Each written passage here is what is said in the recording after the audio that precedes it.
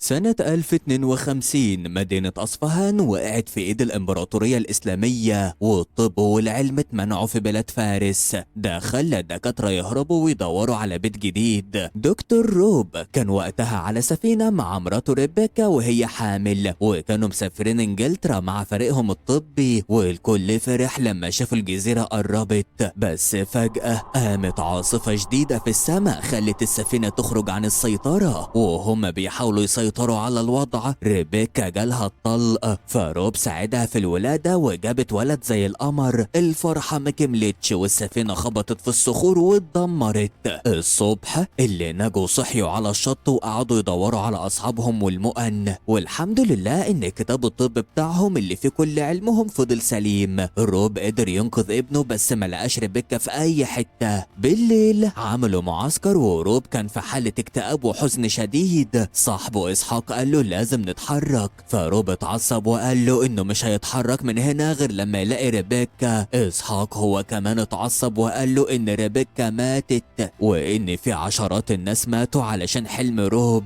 روب فاق لنفسه وبدأوا يتحركوا فعلا، ووصلوا لندن وقالوا للحراس إنهم جايين يقابلوا نقابة الأطباء، فدفعوهم ضريبة زيادة علشان الجمل بتاعهم، وعرفوهم إن اليهود والمسلمين لازم يخرجوا من المدينة قبل الغروب.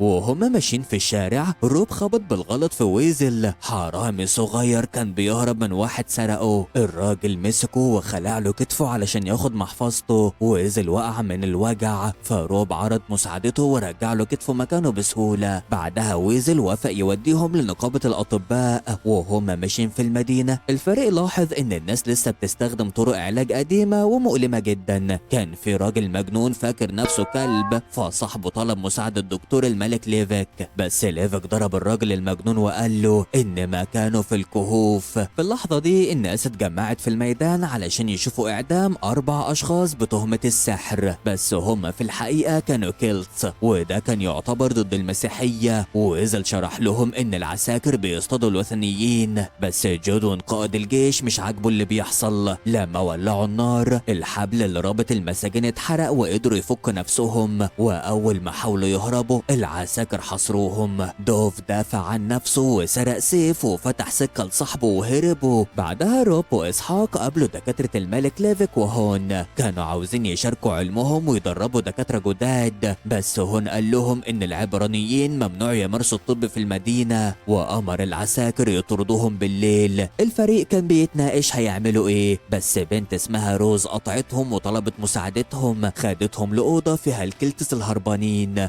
دوف كان عنده جرح ملوث في رجله وكان خايف يقطعوها، بس روب كشف عليه وقال له إنه هيعالجه. وهو بيحط المرهم الكلتس حكوا إنه قراهم في خطر، والقتل ده بدأ لما الملك اتجوز الملكة الحالية ميرسيا. هي دايما حامل بس ولادها ما بيعيشوش. بعدها مورجان قالت لروب إنه لازم يسيب حزنه واتكلمت عن وجع الروح. روب اتعصب وقال إنه بيؤمن بالعلم بس مش بالخرافات.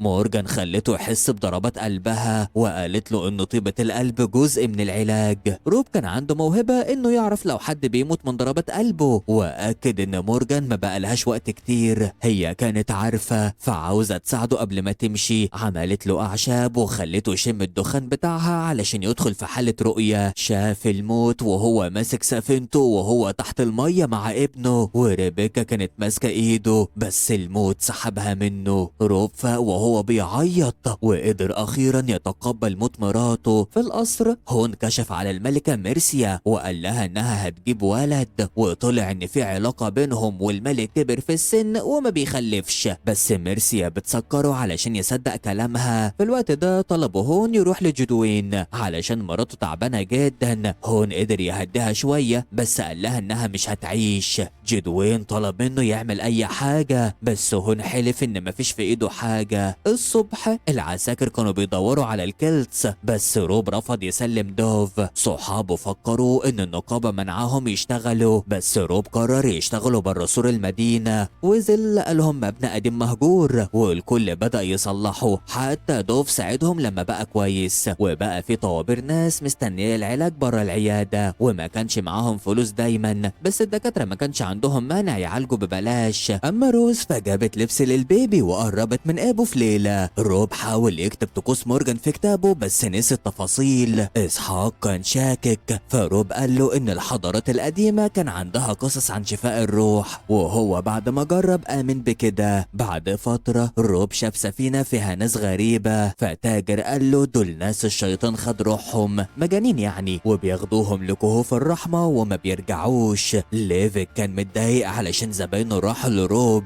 بس هون ما كانش مهتم لغاية ما عرف إن روب بيعالج ببلاش. راح هون العيادة ومثل إنه آسف وعاوز يتعلم. وقتها روب كشف إن جودوين جاب مراته اللي عندها مية على الرئة. روب فتح صدرها وصفى المية وهي ارتاحت فورا. هون انبهر وحاول يشتري الكتاب من روب، بس روب رفض. في القصر النبلاء اشتكوا من خسائر الحرب، بس الأسقف وميرسيا أصروا إن أعوان الشيطان لازم يموتوا. جودوين جاب روب للملك، وميرسيا وليفيك حاولوا يمنعوه. جودوين قال للناس إن روب أنقذ مراته بعد ما دكاترة الملك فشلوا. الناس ثارت وميرسيا اضطرت تاخد روب للملك كانوت. الأوضة كانت ضلمة. روب كشف عليه وقال إنه مش عيان، هو بس محتاج شمس. أول ما فتح الستاير الملك قام وبقى أحسن ورجع للعرش. هون ما كانش راضي. بعد أسابيع الملك بقى كويس وخرج يصطاد، وروب كان لسه بيعالجه. والملك عمل حفلة للفريق الطبي، وليفيك كان خايف الملك يكتشف إنه كان بيخليه عيان بطلب من ميرسيا وهون، وقرر إنه مش هيقع لوحده. هون وميرسيا قرروا يخلصوا منه، وفعلا الفريق لقى ليفيك مقتول. بعدها الملك خد روب لدير سانت بيتر، حكاله إن مراته الأولى ماتت وسابت بنت إيلين بس تعبانة جدا ومحبوسة بزنزانة وبتهجم على أي حد. الراهبات كانوا بيعملوا لها زار أو إخراج جن. روب اتضايق وقال إنهم بيعاملوها كأنها حيوان، وقرر يعالجها بطريقته. راح لها فك القميص اللي كان مكتفها واداها تفاحة وحكى لها قصة علشان تثق فيه. إيلين قالت إن الشيطان جواها، بس هو طمنها وشاف رسوماتها على الحيطة. روب ورى الرسومات للملك اللي قال له إن فيها قناع رقصة الموت، بس لما سأل عن رسمة لشخص بقرون الملك رفض يتكلم. بالليل ميرسيا حاولت تقرب من الملك، بس هو حذرها وقال إنه هيقتل أي حد يأذيه. ميرسيا فهمت التهديد فمثلت إنها تعبانة، وهون جاب سم وخلطه بالمرهم بتاع الملك. الصبح روب قال للملك إنه هيدخل إيلين في غيبوبة علشان يفهم دماغها، وروب عمل الطقوس لإيلين. شافت رؤية فيها موت وملك وست لابسة ماسكات، قعدت تصرخ إن الشيطان هنا. في الوقت ده الملك تعب جدا، وروب حاول يخرج يساعده بس الباب كان مقفول. الملك بص لميرسيا وعرف إنها سممته ومات.